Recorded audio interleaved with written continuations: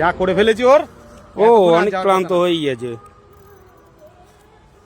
বড় কাটাও লাগাইনি আমি, বাটা মাছ ধরবো বলে এটা ছোটটা লাগাইছি। দাঁড়া ও একটা নেবে। আমি বলছি যতক্ষণ মাছ মারতে গেলে সবসময় গায়ে জল দিয়ে নিবি, বুঝলিস? মাছ কাবু হয়েছে কিনা হয় বোঝা যাবে কখন বলতো? গায়ে জল দিবি, গায়ে জল ছিটে মারলে ও আবার দৌড় মারবে, আর যখন শুয়ে পড়বে তখন বোঝা যাবে যে বই শেষ। শক্তি আছে ভালো, শক্তি নাই, পোড় খাওয়া মাল তো, মাছ। মাল পোড় খাওয়া পুরো।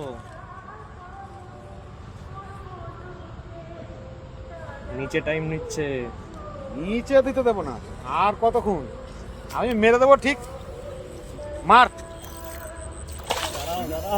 ও শালা পোড় মাছটা মারার টাইম ছিল রে, তুই মারতে পারলি না তাই। আমি রিস্ক নিচ্ছি না, তোমার থেকে বেশি ভয় লাগতেছে আমার। হ্যাঁ, মাছ একজনের মাছ না, যদি চলে জলে যায় না। নামবো, জলে নামবো। না না, জলে নামবা কেন? জলে নামলেও তো আরো বেশি ইয়ে করবে। জল নামবা কেন? জল নাড়াবেনি না। ওই মাঠের বড় পুকুরে বড় একজন একটা 7-8 কেজি না সিলভার খাইয়েছে। হ্যাঁ, এবার চলে আসবে। মার মাথা দিয়ে। চলে এসছে। কি 2 কেজি? 3 কেজি হবে। 3 কেজি হবে। 3 প্লাস। ঠিক?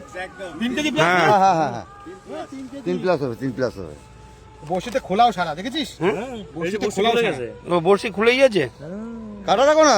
হলো মাছ ধরতে হলে এরম নিয়ে আসলে হবে না। সোজা করে দিছে না এটাকে। বড়শি তুমি আমরা ছিলাম বলে ও তাই। তো বেরিয়ে যেত আর কিছুক্ষণের ভেতরেই।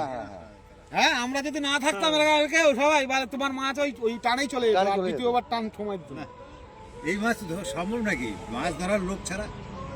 এই সুতো ছিঁড়ে গেছে বল এমনি।